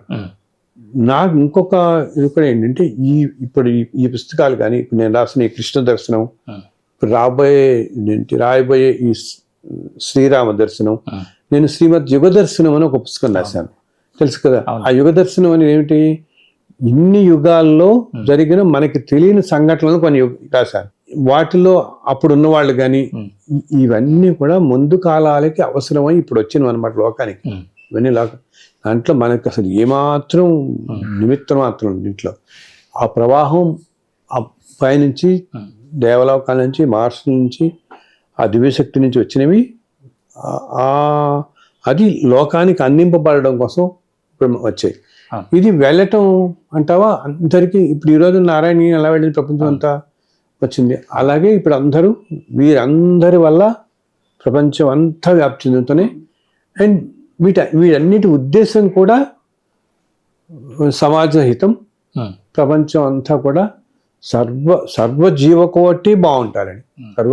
యాక్చువల్గా చాలా మంది అనుకుంటారు ఒక వేద పఠనం జరగటం వల్ల మనమని కాదు, మనుషులు బాగుంటారు. మనుషులే కాదు, సమస్త జీవకోటి బాగుంటుంది. అసలు ఇప్పుడు పెద్ద పెద్ద మనం ఏదైనా గురుకులాలు అవి చూస్తున్న చోట, నిత్యం వేద పఠనం జరిగే చోట పాములు ముంగిసులు కలిసి ఆడుకుంటాయి. సహజ వైరం కూడా మర్చిపోయి ఉంటాయి. ఏంటంటే వాటి మీద కూడా అంత ప్రభావం చూపిస్తుంది. అలా ఈ అన్నిట్లో ఈ గ్రంథాలన్నీ ఏంటంటే సత్యం గారు చూడ్డానికి మామూలు సామాన్య కథలను సామాన్య కానీ కనిపిస్తున్నప్పటికీ ఆ అక్షరాల వెనుక ఎంతో శక్తి నిక్షిప్తమైంది. అందుకనే ఇంతమందికి ప్రతిరోజు మేము వింటున్నాం. నిన్న 4 రోజుల క్రితం నాకు ఒకటి ఫోన్ చేశారు, వెంకటేశ్వర ఏంటంటే ఎవరో ఒక బేబీ అలా జస్ట్ పుట్టిన తర్వాత ఈ ఉమ్మి అని వస్తుంది చూస్తామా, అది జారిపోయి మింగేసి గొంతుకు అడ్డం పడిపోతుంది. 4వ రోజు అనమాట. ఎవరికి ఏం చేస్తున్నా ఏమీ తెలియట్లేదు. పాపం డాక్టర్స్ అందరూ ట్రై చేస్తున్నారు. ఇప్పుడు ఎవరు వాళ్ళకి తెలిసిన స్నేహితులు వాళ్ళు ఈ వెంకటేశ్వర కల్పం గురించి చెప్పారు. వాళ్ళు అప్పటికప్పుడు ఆ పుస్తకం తీసుకెళ్ళి రాత్రి 11 గంటలప్పుడు ఆ బేబీకి తల కింద పెడితే అర్ధగంటలో ఆగిపోయింది. అది అర్ధగంటలో. అంటే ఈ పుస్తకాలకి ఏంటి, దాంట్లో ఉండే అక్షరాలకు ఉన్న శక్తిత వల్ల పుస్తకాలకే అంత ఆరా వచ్చింది. అంత ఆరా వచ్చి ఎన్నో విధాలుగా, ఇంకొకళ్ళకైతే పెరాలిసిస్ వచ్చి పూర్తిగా బెడ్ మీద పడిన మనిషి ఆ పుస్తకాన్ని ఇలా రోజు టచ్ చేస్తూ అది పట్టుకుని ఇట్లా పైకి లేచి ఇప్పుడు తిరుగుతున్నాడు మనిషి. ఇలా ఎన్నెన్నో అసలు నిజంగా ఇలా జరుగుతాయనుకున్నట్టుగా జరుగుతున్నాయి. ఏంటంటే ఈ కాలానికి మనుషులు ఇప్పుడు మనం నారాయణీయం చదవటం వల్ల ఎటువంటి అనారోగ్యమైన నమ్మకం పెట్టుకుని, నేను ఇందాకన్నానే భయం కాదు, భక్తితో ప్రేమతో భగవంతునికి సంబంధించిన ఏ నామం చదువుకున్నా, ఏ స్తోత్రం చదివినా, ఏ పుస్తకం చదివినా ప్రేమతో గనక చదివితే తప్పకుండా తెలుస్తుంది. అలా మన పుస్తకాలన్నిట్లో కూడా ఆ ప్రేమ, ఆ భక్తి అలా కనిపిస్తూ ఉంటుంది భయం లేకుండా. దానివల్ల ఇన్ని విశేషాలు జరుగుతున్నాయి. ఆయనే నిలబడి సహాయం చేస్తున్నాడు. మీకు ఒక చిన్న సంఘటన చెప్తాను. ఈ మధ్య మనం ప్రతి వైకుంఠ ఏకాదశికి పంచుతున్నట్టే ఈ వైకుంఠ ఏకాదశి కూడా ఆల్మోస్ట్ ఒక 40,000 పుస్తకాలు ఎన్నో చోట్ల పంచాం. అండ్ ఇందాక చెప్పానే ఆ స్వామివారే వీళ్ళందరూ పంపించాను అన్నట్టు. ఇంతకుముందు జన్మల్లో వాళ్ళందరూ వచ్చి ఎన్నో చేశారు వీళ్ళంతా. ఈ పంచుతున్న వాళ్ళందరికీ కూడా ఆ స్వామి ఎన్నో రూపాయలు సాయం చేస్తున్నాడు. ఒక చోట ఒక ఆలయం వాళ్ళు ఏమన్నారు, అవన్నీ మాకు దాదాపు మాకు ఈ 2-3 రోజులు కూడా 30,000-40,000 మంది వస్తారు, మీరు వచ్చి ఇలా పుస్తకాలు అవి పెట్టుకుని పంచుతానంటే మాకు చాలా కష్టం, మేము ఇది చాలా చేయలేము, ఇది మేము ఒక్క పని చేస్తాం, మేము తెల్లవారుసాము 1 గంటకి మేము ఆలయం తెరుస్తాం, మాకు 3 గంటల నుంచి మాకు దర్శనాలు పోతాయి, మీరు వచ్చి ఇది మనం వెంకటేశ్వర పుస్తకాలు పంచుదాం అంటున్నారు వీళ్ళు. ఒక 2-3 వేలు పంచుదాం అంటున్నారు అక్కడికి. అంటే వాళ్ళు ఏమన్నారంటే ఒక పని చేస్తాం, మీకు 2 రోజుల ముందు వచ్చేసి మీకు ఒక రూమ్ ఇస్తాం, ఆ రూమ్లో పెట్టుకోండి, ఉదయం 7 గంటలకి బయట ఎగ్జిట్ గేట్ దగ్గర మీరు ఈ పుస్తకాలు అప్పుడు ఆ రూమ్లో తీసుకెళ్ళి ఇవ్వండి అన్నారు. సరే అని చెప్పి ఒప్పుకున్నారు మన వాళ్ళు. ఏదో పుస్తకాలు వెళ్ళటం కదా నాకు కావాల్సింది మనకి. సో వీళ్ళు అలాగని పెట్టుకుని వచ్చారు. సో తర్వాత ఆ కరెక్ట్గా వైకుంఠ ఏకాదశి ముందు రోజు ఆ రోజు రాత్రి 10 గంటలకి వెళ్ళారు అక్కడికి ఆ పిల్లల్ని నిలబడడానికి. వెళ్ళగానే ఆ గుడి వాళ్ళు ఏం చేస్తారు, వాళ్ళు ఒకసారిగా నాయన మాకు మా ప్రసాదాలు సామాన్లు అన్ని పెట్టుకోవడానికి ఈ రూమ్ కావాలి, మీరు ఏం చేస్తారో తెలియదు, ఈ పుస్తకాలన్నీ ఖాళీ చేయండి అన్నారు. ఆ పుస్తకాలు ఎన్ని ఉన్నాయి, 2,500 ఉన్నాయి దాదాపు. అంటే 30-40 కట్టలు అనమాట. అండ్ వీళ్ళ కార్లా తీసుకెళ్ళలేము లేదు, ఎందుకంటే అంత రష్ వస్తుంది, 1,00,000 మంది ఉంటారని 2 కిలోమీటర్ల దగ్గర కార్ పెట్టేసుకుని వీళ్ళు నడుచుకుంటూ వచ్చారు. మీరు ఇప్పటికిప్పుడు ఖాళీ చేయండి అన్నారు వీళ్ళని. మీరు చేయండి, మీరు చేస్తే ఏం చేస్తారో తెలియదు, మీరు ఇక్కడి నుంచి తీసేయాలని చెప్పి అన్నారు. మాకు 1 గంట నుంచి ఇంకా రాత్రి క్యూ లైన్లు అన్నీ వచ్చేస్తాయి, మీ రూమ్ ముందర వీళ్ళకి ఫోన్ చేసి మరి చెప్పారు ఈ రూమ్ ఖాళీ చేశాను. వీళ్ళు చేస్తే వీళ్ళు అప్పుడైతే రాత్రి 11:30 అవుతుంది, ఒక్క మనిషి లేడు, ఆ కార్ లేదు, వెహికల్స్ లేవు, ఎలాగ ఈ పుస్తకాలని మాకేం చేయలేదు, మీరు ఏం చేస్తారో చేయండి అన్నమాట. పాపం భరద్వాజు హేమ అని చెప్పి వాళ్ళు ఇద్దరు అనమాట. వాళ్ళకి ఏం తోచట్లేదు. ఇంతలో ఒక పిల్లవాడు వచ్చాడు, చిన్న పిల్లవాడు వచ్చి ఏంటన్నా ఏంటి కావాలి, ఎందుకు మీరు ఇలా కంగారు పడుతున్నారంటే ఇలా ఈ పుస్తకాలన్నీ ఉన్నాయి, మాకు ఏం చేయాలో తెలియట్లేదు అన్నాడు. ఈ లోపల ఇతను ఏం చేస్తాడంటే ఇతను ఈ ఒక స్కూల్లో పనిచేస్తాడు. ఆ స్కూల్ వాళ్ళ బ్రాంచ్ ఒకటి అక్కడి నుంచి ఒక 1/2 కిలోమీటర్ల దూరంలో ఉంది. అప్పటికప్పుడు ఫోన్ చేసి ఆ బ్రాంచ్ని ఓపెన్ చేయించి అక్కడికి వెళ్ళి పెడదాం అంటాడు. కానీ ఇవన్నీ మోసుకెళ్ళాలి కదా అక్కడికి, 1/2 కిలోమీటర్, వీళ్ళేమో క్షణాల్లో కాల్చి నిలిపిస్తారు. ఇంతలో ఆ పిల్లాడు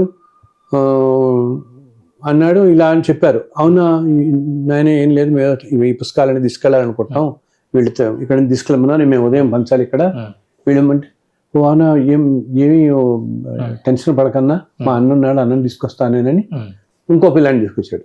అతను కూడా ఎంత చాలా చిన్నవాడు, 10వ తరగతి 11వ చదువుతున్నాడు. అతను ఒక బైక్ తీసుకొచ్చాడు. ఈ పిల్లలిద్దరూ, ఈ పిల్లాడు అన్న అని చెప్పాడు, ఆ పిల్లాడు బైక్ మీద ఒక 10 ట్రిప్పులు వేసి ఈ బుక్స్ అన్ని తీసుకెళ్ళి అక్కడ పెట్టొచ్చారు. అండ్ పెట్టొచ్చి క్షణంలో మాయమైపోయారు. మొత్తం ఆల్మోస్ట్ 30-40 కట్టలు ఉంటే అన్ని వేయటం, చివరికి వీళ్ళేమో ఏదో బ్యాగులు కొని పెట్టుకున్నారు. ఈ బ్యాగ్లో, ఇంత చిన్న బ్యాగులో మేము తెస్తామని చెప్పి వాళ్ళు ఏదో గోన్సని తీసుకొచ్చి ఆ గోన్స్ వచ్చి వెనక్కి మడత విప్పేసి దాంట్లోనే 4 వేసి మళ్ళీ వెళ్ళి అన్ని బండిల్స్ కూడా ఆ స్కూల్లో చేరేసారు తీసుకెళ్ళి. నిజంగా భగవంతుడు కాకపోతే ఆ రాత్రి ఆ రూపంలో, పిల్లల రూపంలో వచ్చి చేశాడంటే, ఇలాగా స్వామికే ఇంత ఇష్టం కాబట్టి ఎన్నో రూపాల్లో ఆయన సాయం చేస్తున్నాడు. అలా నిలబడి ఇంతమందికి వెళ్ళేలాగా ఎక్కడెక్కడికో వెళ్ళేలా చేస్తున్నాడు. అది మన పూర్వజన్మ శక్తితో మనం అందరం చేసుకున్న అదృష్టం. ఇంత తేలిక మనకు చూపించాడంటే ఒక విధానం, మన కష్టాల నుంచి బయటపెట్టడానికి. ఇప్పుడు వెంకటేశ్వర కలుపుతో అందరూ అదే చెప్తున్నారు. ఇప్పుడు ఎంతో మంది ప్రతిరోజు చదవటం అలవాటు చేసేస్తున్నారు. ఏదో టైంలో కథలు చదువుతున్నారు, కానీ ప్రతి వారం చదువుతున్నారు. అండ్ ఎక్కడికి వెళ్ళినా వాడితో పాటు ఆ పుస్తకం పట్టుకెళ్తున్నారు. అది మమ్మల్ని కాపాడుతుంది. ఆ పుస్తకానికే ఆరా వచ్చింది. విదేశీయులు కూడా చేస్తున్నారని చెప్తున్నారు. అవును, మరి చాలా మంది, ఎంతో మంది ఫ్రెంచ్ వాళ్ళు, ఆ మధ్య చైనీస్ అతను ఒకతనైతే మా ఇంటికి వచ్చాడు. అతను ఈ మన అమృత దర్శనం పుస్తకాన్ని మెట్టెగానే చేశాం కదా, అది మొత్తం చైనీస్ లాంగ్వేజ్ లో ట్రాన్స్లేట్ చేశాడు. దాన్ని వెంకటేష్ సత్కల్పం చదువుతున్నాడు, చైనీస్ లాంగ్వేజ్ లో చేస్తున్నాడు. ఎక్కడెక్కడో అని ఇది ఏంటంటే వాళ్ళ పూర్వజన్మ సుకృతంతో వాళ్ళ ఏ సంస్కారాలతోనో వాళ్ళు చేస్తున్నారు. ఎన్నో అసలు యుఎస్లో కానీ జర్మనీలో కానీ ఎన్నో దేశాల వాళ్ళు చేస్తున్నారు. అది అంతా చెప్తున్నాను. ఈ కాలానికి రావాల్సింది భగవంతు అనుగ్రహం. ఇప్పుడు మీరందరూ కూడా ఎంత సహాయం చేస్తున్నారు కదా, ఇంతమందికి వెళ్ళడానికి మీ అందరికి వలన వెళుతున్నాయి ఇవన్నీ. మీ అందరూ ఎంతో అది మీ అందరినీ కూడా ఆయన ఎన్నుకున్న వాళ్ళే.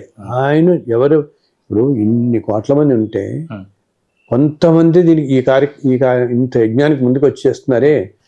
సో అది మీరందరూ కూడా నాకు సహాయం చేస్తున్న ప్రతి ఒక్కరికి చేతులతో నమస్కారం పెట్టి చెప్తాను.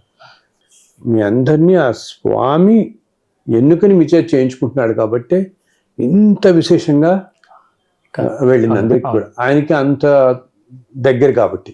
అంటే ఇప్పుడు మీరు చెప్పేవి కానీ మీరు చెప్తున్న విశేషాలు అంటే స్వామివారు మీతో మాట్లాడడము గత జన్మల్లో ఇవన్నీ చెప్తున్నప్పుడు చూసేవాళ్ళు ఎవరైతే ఉంటారో అంటే మిమ్మల్ని అనుసరించేవాళ్ళు, మీ మాటలు వినేవాళ్ళు, దీంతో ప్రభావం అయ్యేవాళ్ళు, వాళ్ళందరూ కూడా స్వామివారిని వెళ్ళి కలిస్తే గనక మన కష్టాలన్నీ తీరిపోతాయేమో, లేదంటే మన కర్మలన్నీ పోతాయేమో, ఇలాగా ఎంతో మంది మిమ్మల్ని కలవాలి అనుకుంటుంటారు.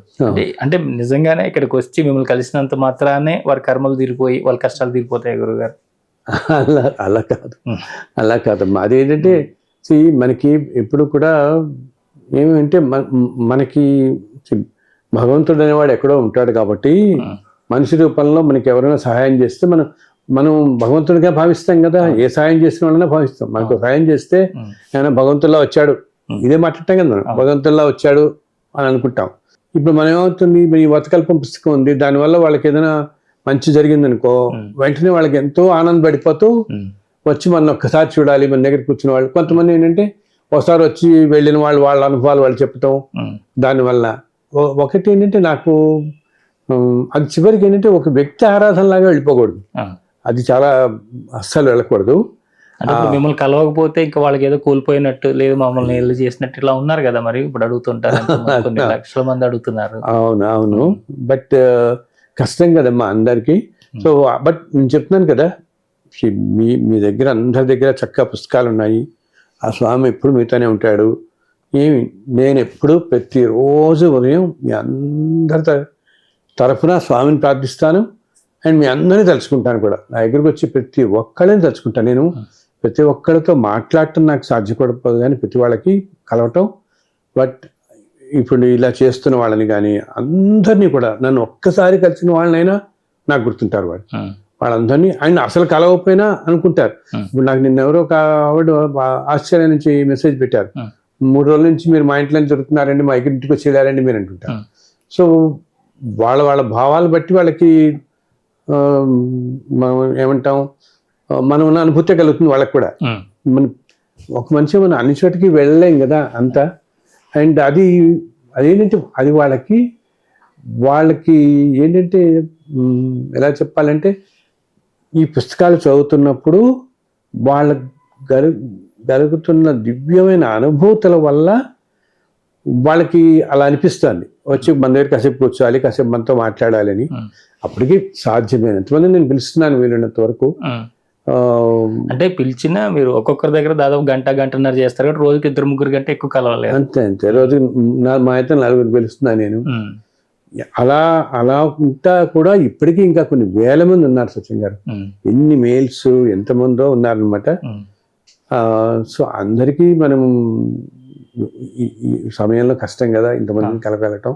అంటే వారికి మరి ఏదో ఒకటి మీరు చూపించాలి కదా, ఆల్టర్నేటివ్ చక్కగా మన అందరికీ కూడా స్వామివారి పుస్తకాలే ఉన్నాయి కదా.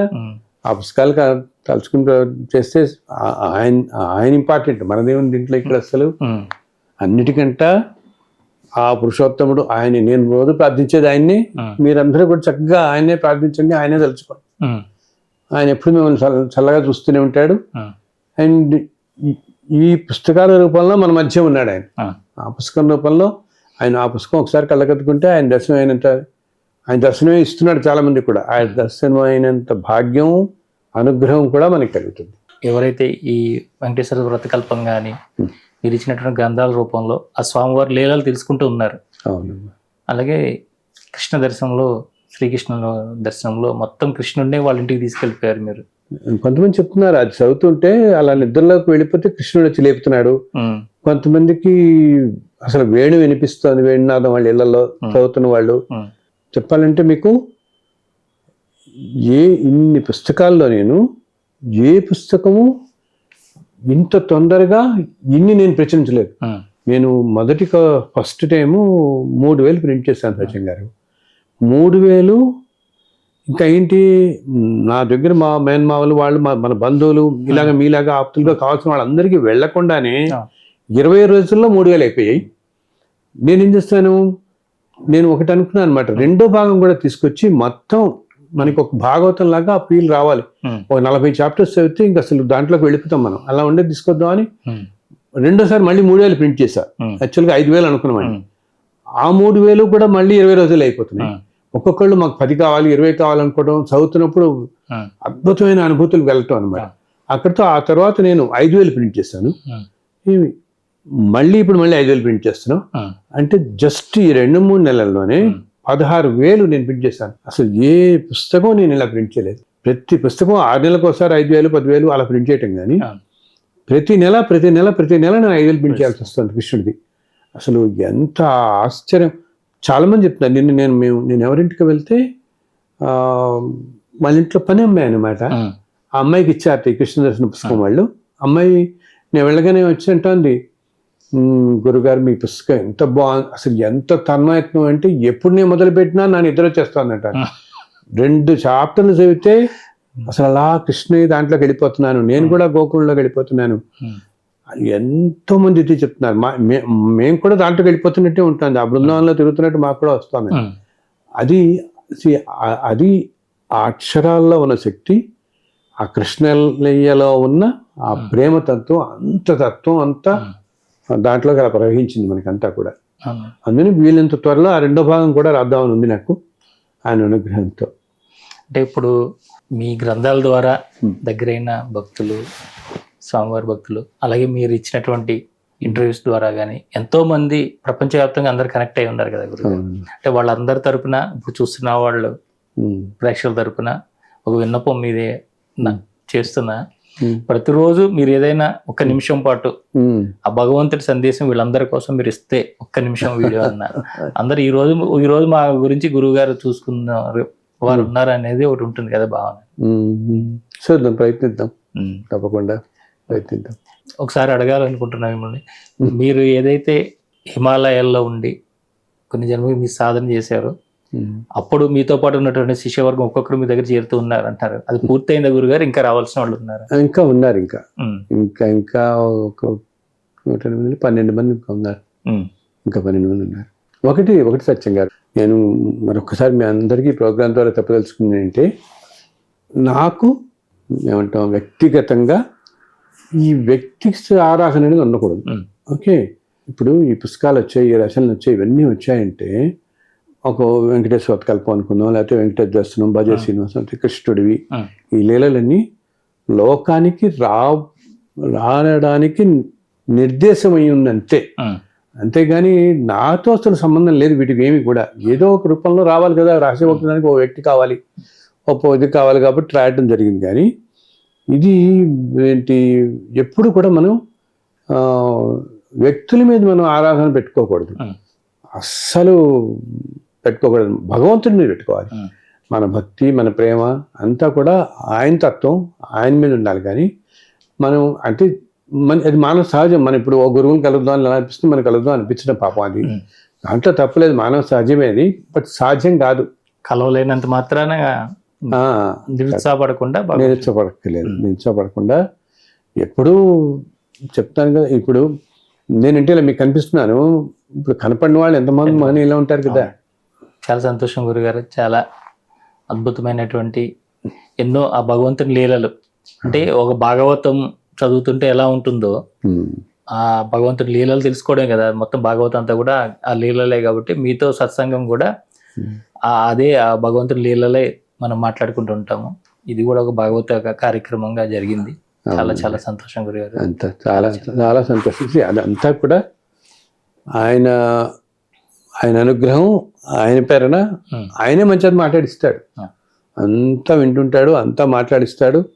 మనం అసలు కేవలం నిమిత్త మాత్రం అనమాట. దీంట్లో ఇప్పుడు నేను విశ్వపతిని కానీ మీరు సత్యం గారిని పేర్లు వీటితో దేంతోనూ సంబంధం లేదు. ఈ అపారమైన శక్తి ఈ విష్ణు అంటేనే ప్రపంచం అంతా వ్యాపించి ఉన్న శక్తి కదా. ఆ శక్తే మన చేత ఈ ప్రోగ్రాం చేయించడం, ఈ పుస్తకాలు రాయించడం, నలుగురికి ఇంత 4 మంచి మాటలు చెప్పటం, ఇవన్నీ ఆ స్వామి ప్రేరణ ద్వారా మనతో వచ్చాయి. సమాజం అంతా చల్లగా ఉండడం కోసం ఆ స్వామి మనకి ఇచ్చిన అనుగ్రహం. దీనివల్ల ఇప్పుడు వచ్చే కాలం కూడా ఈ కాలం ప్రస్తుతం ఇట్లా ఉంది కాబట్టి స్వామివారే మనందరినీ ఇలా ప్రేరేపిస్తున్నారు ఈ సత్సంగానికి తీసుకెళ్ళి నలుగురికి ఉపయోగపడేవి. దీని ద్వారా ఏంటి, వాళ్ళ పూర్వజన్మ సంస్కారాల నుంచి వాళ్ళు ఎంత గ్రహించగలిగి ఎంత మంచి మార్గంలో వెళితే అంత మంచి మార్గంలో ముందుకెళ్ళగలుగుతారు వాళ్ళందరూ కూడా. వారికి ఆ విధంగా ఉపయోగపడడం కోసం ఈ సమయానికి ఈ కాలానికి ఇది అవసరం కాబట్టి ఆ స్వామి మనందరినీ కూడా సాధనంగా ఉపయోగించుకుని ఈరోజు ఈ కార్యక్రమం మొత్తం చేయించాడు. అంతే. చాలా సంతోషం. ఓం నమో వెంకటేశాయ. గురువుగారు, సర్వే జనా సుఖినో భవంతు. గురువుగారు, 2026లో మనకి అంటే ఇప్పటికే మన ఇంట్లోకి ఆ శ్రీ వెంకటేశ్వర స్వామి వారిని, ఆ సుబ్రహ్మణ్య స్వామి వారిని, అమ్మవారిని, ఇలా ఈశ్వరుణ్ణి వారి యొక్క వ్రతకల్పాల ద్వారా మనందరి ఇళ్లలోకి తీసుకొచ్చేశారు. 2025లో శ్రీకృష్ణ దర్శనం ద్వారా ఆ బాలకృష్ణుణ్ణి మన ఇంటికి తీసుకొచ్చారు. 2026లో సాక్షాత్తు ఆ శ్రీరామచంద్ర ప్రభువునే మనందరికీ దర్శింపజేయబోతున్నారు. ఇంత గొప్ప అవకాశాన్ని ఇచ్చినటువంటి గురువుగారికి కృతజ్ఞతలు తెలియజేసుకుంటూ మరొక ఇంటర్వ్యూలో మళ్ళీ కలుసుకుందాం. అంతవరకు చూస్తూనండి శ్రీ సన్నిధి టీవీ. నమస్కారం.